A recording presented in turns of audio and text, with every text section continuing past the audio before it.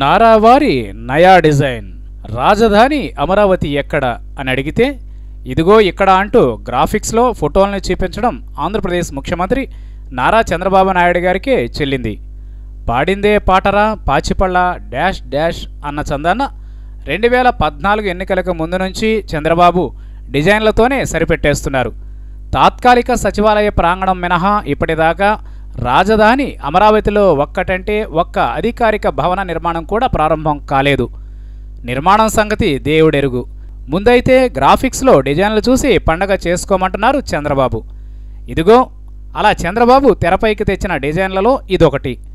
ఇది రాజధాని అమరావతి ప్రాంతంలో నిర్మించనున్న వ్యవసాయ విశ్వవిద్యాలయం తాలూకు డిజైన్ అన్నమాట. ఆచార్య ఎన్జీ రంగా వ్యవసాయ విశ్వవిద్యాలయం గుంటూరులో నిర్మించ తలపెట్టిన విషయం తెలిసిందే.